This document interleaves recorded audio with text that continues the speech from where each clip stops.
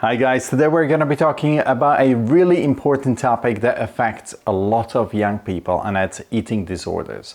It's a very serious issue that's been on the rise, and we really need to shine a light on it.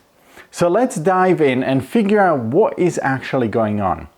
Okay, so get this. The number of kids under 12 who are hospitalized for eating disorders has risen by 119% in just a few years. And it's not just the little ones. Teens are also being affected at an alarming rate.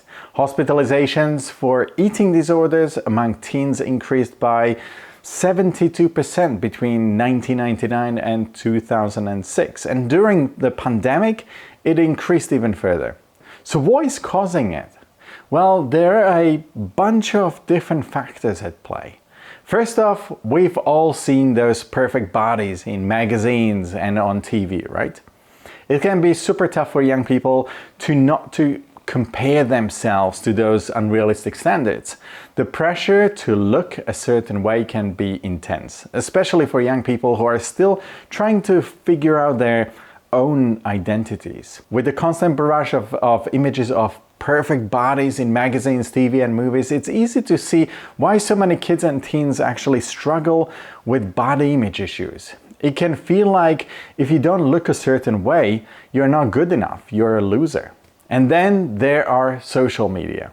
It's great for staying connected with your friends and family, but it can also be quite literally a breeding ground for comparison and insecurity. People are constantly posting pictures of themselves looking their best, and it's easy to feel like everyone else has it all together while you're struggling to keep up. The pressure to present a curated, perfect version of yourself online can be overwhelming. The rise of the filter on apps like Instagram, TikTok, and Snapchat hasn't helped it at all. The amount of people posting pictures of themselves with the perfect glowing skin, shiny hair, and large cartoon-sized eyes has skyrocketed. And when they see themselves as they really are, they wish they looked like those perfect versions. It's like we're all being catfished by ourselves. All of these adds up to the toxic environment for young people. They may start to feel like they're just not good enough, or that they need to change their bodies to essentially just to fit in. It's important for us to recognize the role that media and social media play in shaping our perceptions of ourselves and our own bodies. At the same time, we can all make a conscious effort to be more mindful of what we post on social media. Let's show the world that we're not perfect, and it's okay. It's okay to have flaws. It's okay to be different. By being more authentic and vulnerable online, we can help to create a culture where everyone feels accepted and valued for who they are rather than how they look. Family can also have a big impact on child's relationship with food and their body. Growing up in a household where there's a lot of focus on appearance and weight can actually create an environment where a child may feel the pressure to look a certain way, and this can lead to negative feelings about their own bodies and create some body image issues. Parents who focus on their own appearance and weight may unknowingly send messages to their children that place too much emphasis on body image. For example, commenting on your own weight or appearance in a negative way can influence your child's perception of what's normal and create unrealistic expectations of their own body in the future as they grow up. In addition, family dynamics can play a role in development of an eating disorder. Family conflict, trauma, and other issues can create a stressful environment that may trigger disordered eating behavior. Now, mental health issues and eating disorders often go hand in hand, as unfortunate as it is. Kids who are struggling with anxiety, depression, or other mental health issues may turn to disordered eating as a way to coping with their own emotions. It just becomes another coping mechanism. Now remember that eating disorders are not a choice, but rather serious mental health issues that require treatment. Ignoring the underlying mental health issues that may be contributing to the eating disorder can actually make it more difficult to recover. How can we actually recognize the signs of eating disorders in our kids? Well, you may notice that they've changed their eating habits, like avoiding certain foods or not eating as much as they used to. They may start to exercise more, like going to the gym or running. You may notice physical changes like weight loss or gain, or changes in body shape, or even changes to their menstrual cycle. More often than not, you can't tell that a person has an eating disorder just by looking at them.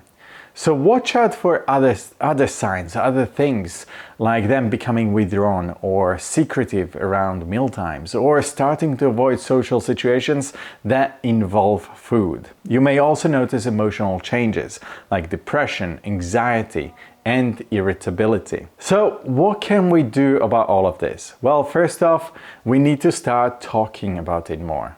Eating disorders are nothing to be ashamed of, and the more we bring it into light, the better. We need to take a step back and examine messages that we've been sending about our body image and health. These are all messages that we are passing on to our children. We live in a culture that values thinness above all else, and it's easy for young people to get swept up in the pursuit of the perfect body. But the truth is, there is no such thing as a perfect body, and the pursuit of thinness can lead to some very dangerous consequences. And nobody's saying that being thin is not healthy. We all know that it is, and it's the preferred choice. Let's focus on health, not weight, and encourage healthy habits like eating a balanced diet, getting enough sleep, and engaging in enjoyable physical activities.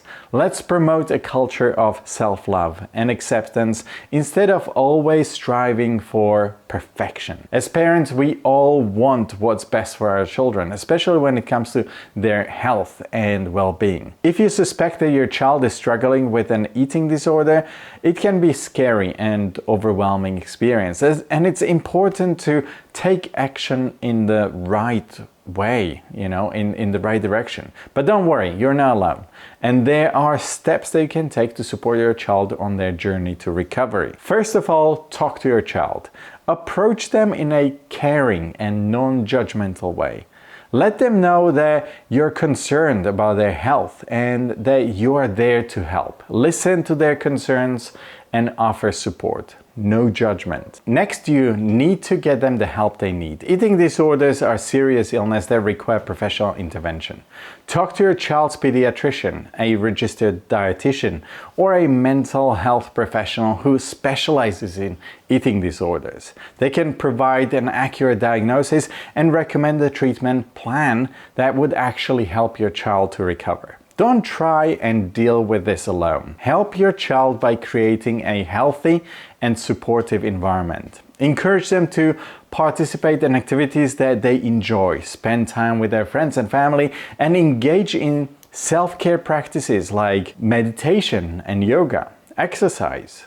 All of those are very healthy habits and they can relax us. It can also help if you learn as much as you can about eating disorders so that you can be better equipped to help your child.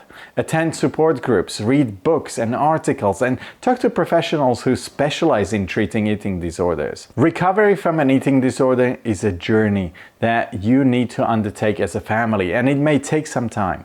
Support them throughout the ups and downs. Celebrate their progress and encourage them to keep moving forward. Another important step which your therapist will probably recommend is to limit social media access. We all know that social media can be a double-edged sword, and this is especially true for somebody who has eating disorder. It can be a constant source of comparison, triggers, and validation-seeking behavior, all of which can be harmful to somebody who is already struggling with some mental health disorders or mental health issues. It's important to approach this in a sensitive and supportive way. Talk to your child about why you think limiting social media use may be helpful and work with them to create a plan that feels manageable and supportive. Remember, eating disorders are complex illnesses that require a multifaceted approach to treatment. With the right support and resources, your child can overcome their eating disorders and lead a healthy and fulfilling life. Like, subscribe, and I'll see you in the next one. Bye!